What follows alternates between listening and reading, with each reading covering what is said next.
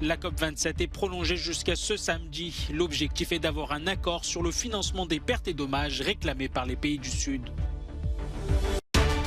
La Suède confirme un sabotage des gazoducs Nord Stream 1 et 2. Les analyses révèlent des restes d'explosifs sur le site. L'Union européenne cherche à rassembler les acteurs publics et privés pour développer l'exploitation et le recyclage des terres rares afin de réduire sa dépendance et affirmer son autonomie stratégique. Le Qatar fait volte-face. Les organisateurs ont finalement pris la décision d'interdire la vente de bière autour des stades durant la Coupe du Monde. Censée se clôturer ce vendredi, la COP27 va jouer les prolongations jusqu'à samedi. L'objectif est d'avoir un accord final sur la compensation des dégâts climatiques subis par les pays du Sud. La réaffirmation des ambitions climatiques est également à l'ordre du jour. Aujourd'hui, nous devons passer à la vitesse supérieure. Le temps ne joue pas en notre faveur. Chers amis, je reste déterminé à clôturer cette conférence demain de manière appropriée pour l'adoption d'une série de décisions consensuelles qui seront complètes, ambitieuses et équilibrées. Dans un ultime effort, l'Union européenne a accepté le principe d'un fonds de réponse aux pertes et dommages à condition qu'il soit réservé aux pays les plus vulnérables et que Pékin y contribue. C'est notre offre finale. Les États membres pourront trouver un accord et je dois les remercier tous d'avoir eu le courage d'aller aussi loin. Et c'est tout ce qu'on peut faire. Les Européens, appuyés par d'autres groupes, réclament dans le même temps la réaffirmation d'objectifs forts en matière de réduction des émissions de gaz à effet de serre visant à limiter le réchauffement climatique. Les explosions qui ont touché en septembre les gazoducs Nord Stream 1 et 2 en mer Baltique relèvent du sabotage.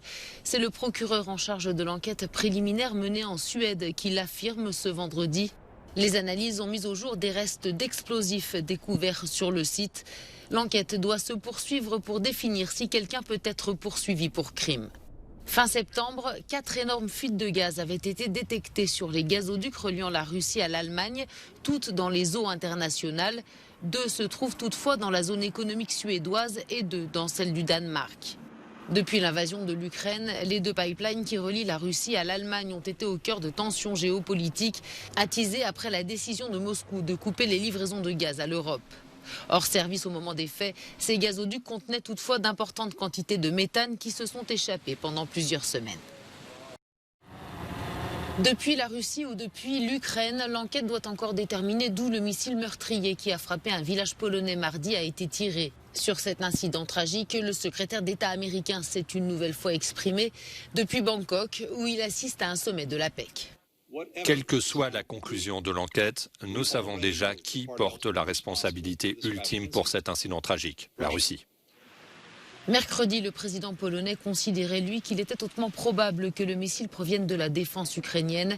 Andrzej Duda a par ailleurs indiqué qu'il n'était pas contre l'observation de l'enquête par des responsables ukrainiens. La participation de Kiev devant être cependant régie par le droit international et des traités mutuels. Des experts ukrainiens sont ainsi arrivés en Pologne ce jeudi et devaient rejoindre le village polonais frappé par le missile. Situé près de la frontière avec l'Ukraine, ce village d'un peu plus de 500 habitants panse ses plaies. Ce tir de missile a tué 2 hommes d'une 60aine d'années. Les villageois sont encore sous le choc.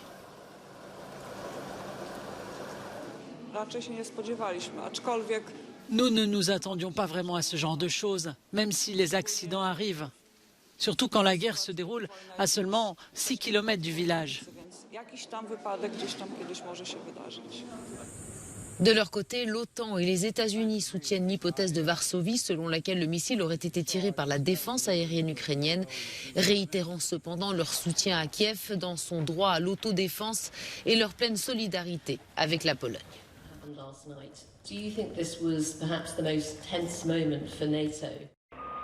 C'est la nouvelle bataille industrielle annoncée. Les puissances mondiales se sont lancées dans une course aux terres rares et autres minéraux critiques nécessaires pour la transition climatique, car ces éléments se retrouvent dans les batteries électriques, les éoliennes ou encore les appareils connectés. Pour ne pas manquer ce basculement technologique, les acteurs publics et privés de l'Union européenne se sont retrouvés à Bruxelles pour une conférence consacrée au développement de la filière. Selon la Banque européenne d'investissement, la prise de conscience se confirme dans les faits. Chaque semaine, nous voyons arriver de plus en plus de projets concernant les matières premières et en particulier les matières premières critiques.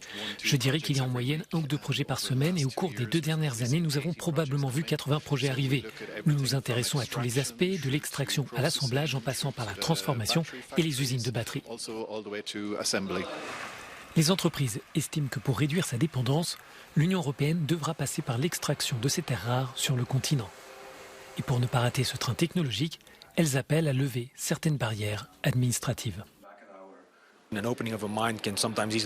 Ouvrir une mine peut prendre facilement jusqu'à 20 ans, 15-20 ans, et une grande partie du processus concerne les permis.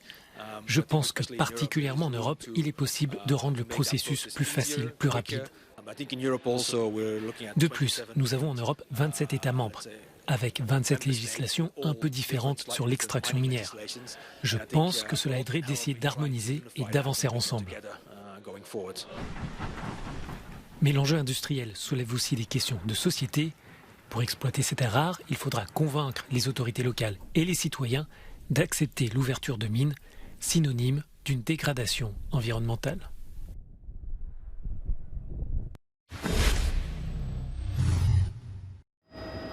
Des stades flambant neufs construits en plein milieu du désert au Qatar s'apprêtent à accueillir dès dimanche la 22e Coupe du Monde de football, sur fond d'appel au boycott et de controverses multiples, notamment autour de la question des droits humains.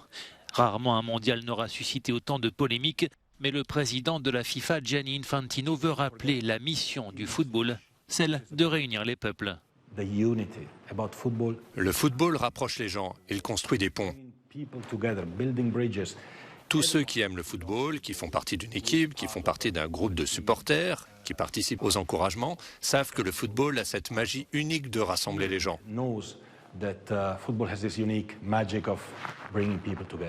32 équipes sont en lice, dont l'Argentine de Lionel Messi, qui dispute peut-être son dernier mondial, tout comme son rival portugais Cristiano Ronaldo.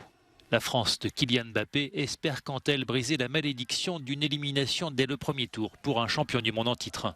À travers ce mondial, le Qatar espère faire taire les critiques et surmonter les nombreux défis de l'organisation. Premier match ce dimanche entre le pays hôte et l'Équateur.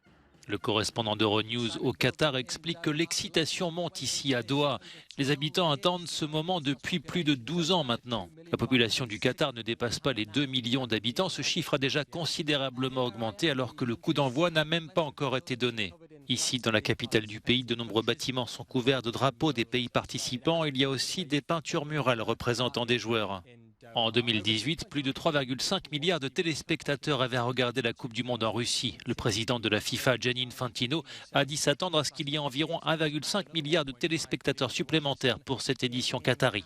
Beaucoup se demandent si le plus petit pays hôte de l'histoire du mondial va réussir son tournoi. C'est une mauvaise nouvelle pour les amoureux du ballon rond et de la bière.